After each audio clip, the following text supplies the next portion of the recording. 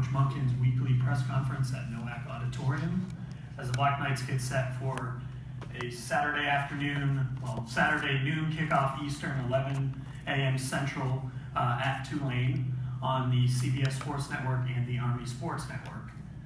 Coach will start with an opening statement and then take questions from here in NOAC Auditorium and those joining us on the phone.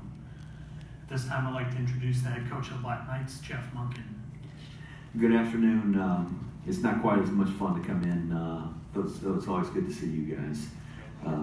Sal and Joe, you guys are just stalwarts here, man. We got beat up pretty good by an outstanding football team, and that's about as frank as I can put it. I was so proud of our team and the attitude they had and the effort that they gave throughout the game, and our guys prepared and really had an expectation to win, and I'm glad because it's the way we ought to approach every game. But the fact is they were very talented, a very well coached team, and they executed against us just about as good as you can. And they ran the ball effectively, threw the ball effectively. We had one nice long drive, but they really did a nice job of stopping us and got us in some negative yardage plays. And they did a nice job on their special teams. They had a big return against us. Just all around, a very good football team. And we were fortunate where we were in the first half to be just down 10 points. And we're hopeful that we could come out in that opening drive and get some points, and we had a shot. We didn't get it, and it didn't take them long to get in the end zone and get a little bit more of a lead. So, but I tell you, our guys battled all the way, and I thought that was the best thing that came out of the day, that our guys continued to fight and that they've got that attitude. So there's a lot we can learn from it, and we certainly got some things we got to improve on based on the film from Saturday, and we're going to face another talented opponent. It was impressive to watch Tulane go up 7-0 on Oklahoma, and then go up 14-7 on Oklahoma, and really they've got a talented football team, and I know how well coached they are. Coach Fritz was at Georgia Southern. When I took the job here, he took the job at Georgia Southern. And Jack Curtis, who's his defensive coordinator, was our defensive coordinator at Georgia Southern while I was there. So we're very familiar with them, and they're very, very familiar with us. And I'm sure it's going to be a heck of a battle. The last time they were in here, we fought to the bitter end, and they kicked a field goal with no time left on the clock and beat us. And I hope we can make it as good a game this year. And they're big, they're fast, and really impressive watching them against Navy 2 weeks ago, and what they did defensively, and the way that they run the ball. And when we left Georgia Southern, we watched in earnest and watched Willie's teams, and gosh, they just ran through the Sun Belt Conference, running that offense that they've got. So we know it's going to be a real battle, and we're frankly really beat up from Saturday. We've got several guys that were in the starting lineup on Saturday that I'm not sure are even going to make the trip this Saturday. So that's a little bit of concern. Hopefully we can get some of those guys healthy and at least have them to travel in an emergency. But we're going to be repping some unfamiliar faces this week and some even unfamiliar spots for them. So it'll be interesting. Go ahead, Joe. Joe from WKDT, Old School Start, Coach. I was not there. I was watching the game on TV, and when I looked at the stats later, we had the ball for almost 38 minutes. I mean, that is a positive, isn't it? I mean, other than keeping the score down against Ohio State, but the very fact that you can control the ball that long against a monster team like that, hey, it takes something out of that, right? Well, they had a 2-play drive. Yeah, right. And they had a 4-play drive, and so that's not a positive. What was a positive was the fact that in that long drive, that 99-yard drive, that we were able to control the ball, and we overcame some third downs and fourth downs, and just to drive the ball on a good defense like that was a positive. To start the second half was a good drive to get ourselves in scoring position. and we've got to control the clock. Had we not controlled the clock, gosh knows it might have been a lot more than 38. That's true. And so that's no knock on our guys. That's a great football team with a bunch of really good players. And like I said, I was proud of the effort that our guys put in, and we executed at times. It just, a lot of it had to do with them. When you miss a tackle, sometimes it has to do with the other team. When you can't sustain a block, sometimes it has to do with the other team just being physically better, and sometimes it's poor fundamentals. And that was the thing that came out of the game, is too many times we kind of reverted to some things that maybe hadn't been taught, or we've been trying to get the guys not to do. Because if you're going against a really good player and you try to use good fundamentals and technique and pad level and all that, and you get whipped, well, sometimes you think, well, that didn't work, I'm going to try it my own way. And I talked to our team about that very thing, that we've got to lean on our fundamentals and our training, and so hopefully that's a lesson for us. Well, I mean, that little halfback, that little freshman halfback that I was in, he's the kind of guy you wish for as a coach when you blow out your candles on your birthday cake, right? I mean, he was just something. Well, he's a terrific player, and I'm sure he's going to have an outstanding career for Ohio State. But he's not the only one they've got. They've got a whole team full of guys that are talented like that. Go ahead, Rich. Thanks, Rich DeMarco, Army Radio. Off of Saturday, I know you mentioned that the outcome wasn't what you wanted, and you've touched upon it a little bit, but what are the building blocks from that game that you take into this week? I know there's some injuries, but what building blocks, positives, you take into a week like this when you go back on the road? I think just looking at the drive that we had and being able to sustain the ball for a good long period of time and drive it down the field, and I'm sure their defense was getting frustrated enough that I don't think they were letting us just walk down the field on them. They got a lot of pride, and so that's a positive. And we made some good plays on defense. We didn't get them in long yardage situations enough. They did a really nice job running the football, and that's something that we feel like if we can keep people from running the football so effectively, that you force them to get into being a little more one-dimensional, and maybe you can get a sack or you can get a turnover. And we didn't create any turnovers, but we made some good plays, and I thought our guys really did a nice job of getting off some blocks, especially as the game got going. We got settled down. They had two really nice drives to start the game. They went down and scored on the first one, and they had a long drive themselves for the second touchdown. But I thought our guys settled in and did a much better job after that. We forced the field goal, forced the punt, and forced the field goal in the first half, and certainly those things are positives, because there's a lot of teams that are much more talented than us that have had trouble keeping those guys from scoring, and have been executed on better than they did against us. So we are seeking the positive things that we can gain from it, for sure. And Coach, you mentioned Willie Fritz succeeding you at Georgia Southern, some familiarity with coaches on that staff.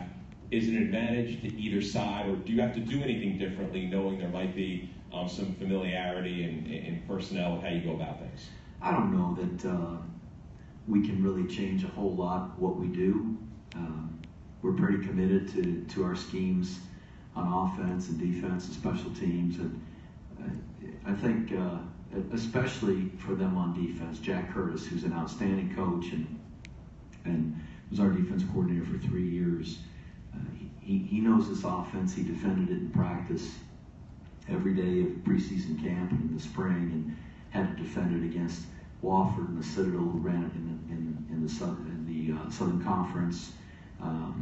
They've played Navy, I guess, 3 times as a staff, once at Georgia Southern and now twice at Tulane. So they've got some familiarity with it, and that is likely going to make it a little more difficult to come up with something that Jack hasn't seen or won't be anticipating. And we don't know them as well, but hopefully Jay and the defensive staff will put our guys in positions where they can go and make plays, and that's what we got to hope for. Thanks, Coach. Go ahead. Coach, James Crimmins, WKDT. James. How are you? So last game, very similar passing statistics to the Buffalo game, almost identical. Although I noticed that the Ohio State safety was about 7 yards off the ball when you weren't passing, but even if there was a complete pass, an incomplete pass, excuse me, he was more like 11, 12 yards off the line. Do you see a value to passing even if 2 and 8 becomes the consistent statistic? 2 and 8. 2 for 8. 2 for 8. It's pretty good stats for us, 25% of the time. We don't throw it 25% of the time in practice, so if we complete 2 out of 8, we're probably doing pretty good. You got to hit the right ones. The defense, Ohio State's defense was exactly what we practiced. Coach Gianna, who's the defensive coordinator there, was the head coach at Rutgers and faced this offense several times as the head coach at Rutgers. And we practiced that all week and thought we would get it, and we did, and they did a great job. But you know that free safety standing there, 7, 8 yards from the line of scrimmage running the alley was exactly what we thought. And what's difficult is he might be 8 yards from the line of scrimmage, but he gets a pretty good key from that position on whether it's run or pass.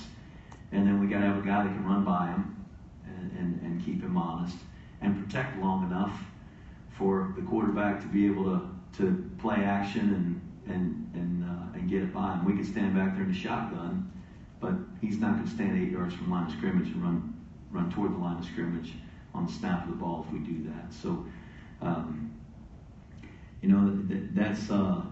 that's the age-old dilemma here is, when do you say, okay, well, we're getting 3 or 4 yards on the rush. We got to hit a big play. When do we throw it? What do we throw?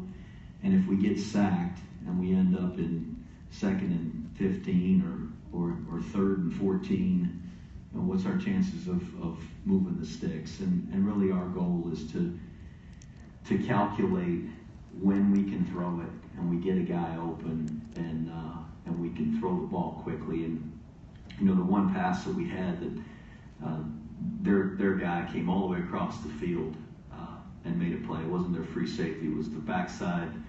I guess you'd call him a nickel player. He came all the way across the formation and knocked that ball out the Kell we thought was going to catch for a touchdown. There's just not many people that we play that can make that play, but he can, and he probably is not playing his last football at Ohio State, and so an old coach, and he's not an old coach, a coach that I used to work with used to say in games like that they got a bunch of parade All-Americans and we got a bunch of guys that marched in a parade. So there's a big difference between the athletes in the scarlet and silver and the guys in the black and gold, and they can make some plays that are pretty special. So we'll find our spots and hopefully be able to hit some play action passes for some big plays. It's certainly our desire. We know we're going to need to do that at some point. Going off of that, Coach, if you can get, even with an incomplete pass, that safety to back up 4 or 5 yards, how much does that help Darnell or Andy trying to come up the middle?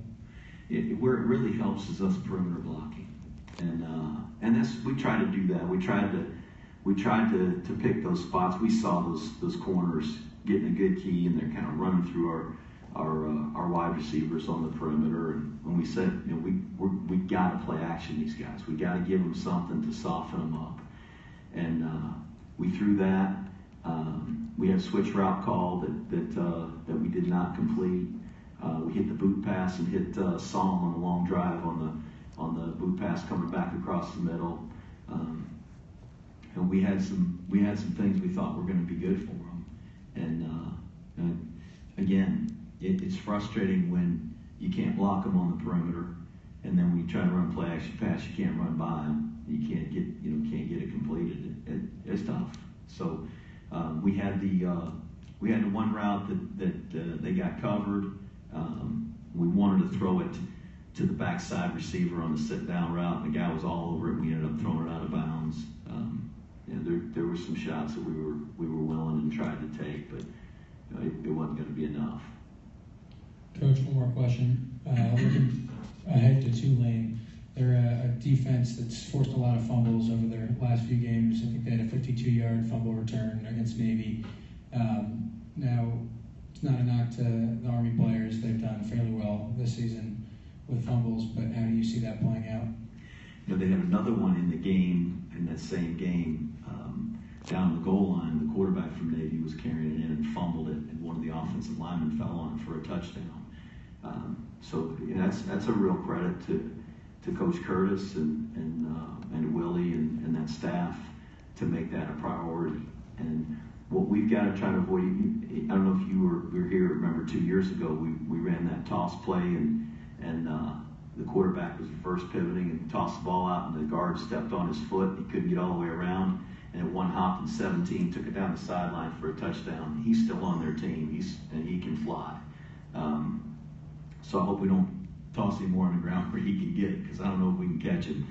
But what we've been able to do for the most part is avoid the contact fumbles. The one on Saturday was our quarterback and our B-back in the mesh. We're running an option play, and we should have handed the ball off. And the guy kind of mesh charger came in between, and it was we got beat on a block, and we just ran into the mesh. And the quarterback tried to pull it out, and the thing got kicked, and off it went. And we can't have the ball on the ground at all. Certainly not in that situation either. But what we've got to do is secure it when we have it in our hands, and those are the ones that are most frustrating for coaches.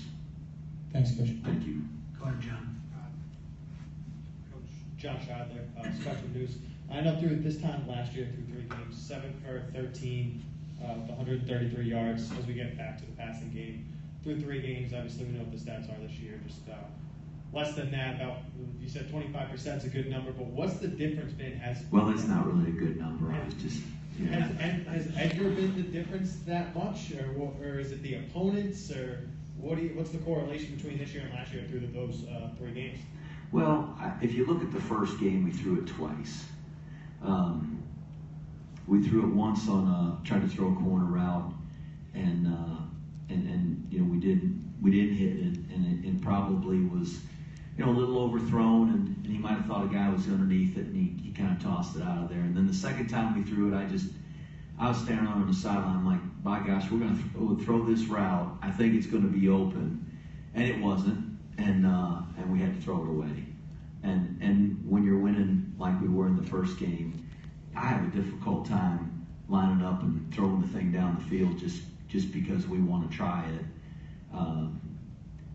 When you're beating an opponent that bad, and it's credit to our guys for getting ourselves a lead like that. In the second game, I think we felt like our best chance to win the football game was going to be to pound the fullback, and we did, and that's how we won the game. And that's all we're trying to do is win the game. I feel like we've got to throw the ball some and hit some big plays. We're not going to survive, just 3 yards, 3 yards, 3 yards the entire season. There's going to be some times where we got to get a chunk of yards in one play. And some of those are going to have to come off of passing plays. And we need to be more efficient when we throw it. But we ran a 4th and 1 play action against Buffalo and had the guy wide open, and we overthrew it. We had another play later on in the game where we had Jatil Klein running right down the seam, and we threw it way inside and didn't complete it. We had a 4th down on Saturday, and we ran a wheel route out of the backfield with Kell, and he was open, and we overthrew it. We didn't hit it. We sailed it over his head. And that's, hey, I want our quarterback to hit every single one of those, but he's a pretty good inside runner. When he's running the midline, he pulls it down. When we run the zone option, he turns it up. He's a pretty tough, strong runner, and we could probably go find a guy with a better arm that throws it better, but that's not who we are. So until we get a guy that runs tough and runs hard like that and can throw it, maybe we won't be able to complete as many. And and maybe we won't throw as many because of it. But there's going to be times where we have to do that, and I think Ahmad's shown all through last year. He hit some big pass plays for us and put the ball on the money, and he'll do that for us. He'll get those completed. But we got to do better than 2 for 8 or 2 for 10 or whatever our stats are. Having looked at them, and I don't care. We're 2-1, and 2 is good, and the 1's not good enough. We need to be 3-0, but we're not. So we're going to try to get to 1-0 this week. When it comes to road games, 3-2 on the road last year, when you have back-to-back road games, is it any easier because you guys have gone through the motion and it's kind of same schedule as it was last week? I don't think so. I think it's tough to play on the road.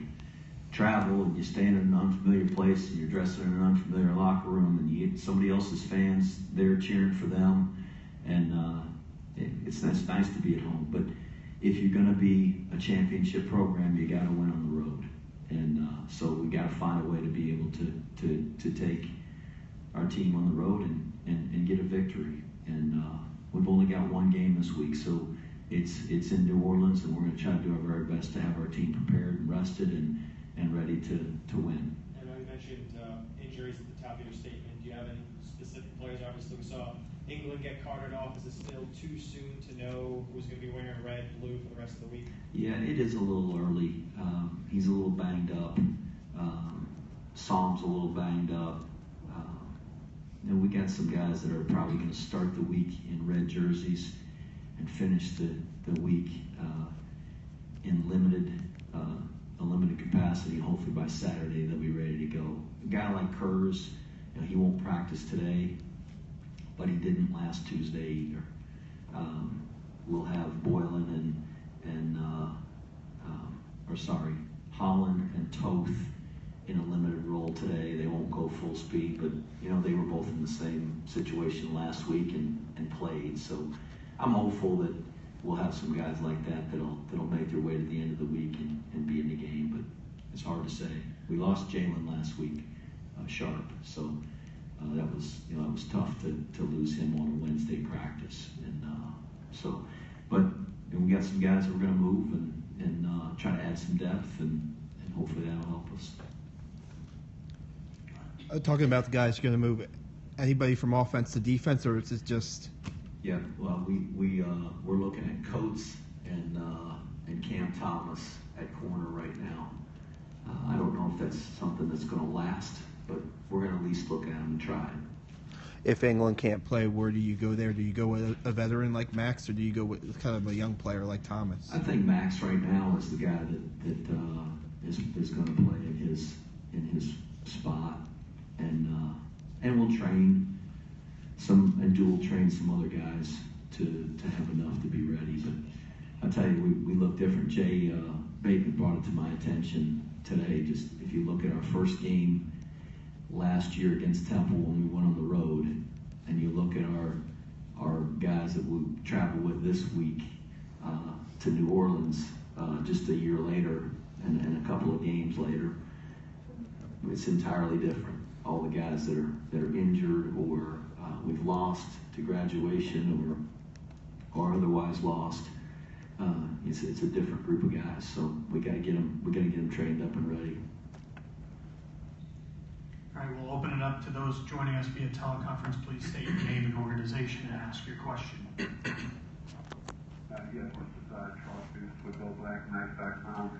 Coach, I'd just like to spin off the question that you answered before a little bit more in terms of the condition of injuries with the team. I guess for the average fan, they may not be, understand truly the physicality of the game that you just played with Ohio State relative to recovery time for the players themselves. Can you talk a little bit about your concerns, if you have any, about the recovery time of your team and particularly as it relates to practice this week and playing on Saturday? What's difficult is when you get a bunch of guys injured, there isn't extra time to recover. They have the same 6 days to recover as they would, if it were the other way around in terms of, I'm completely healthy coming out of the game.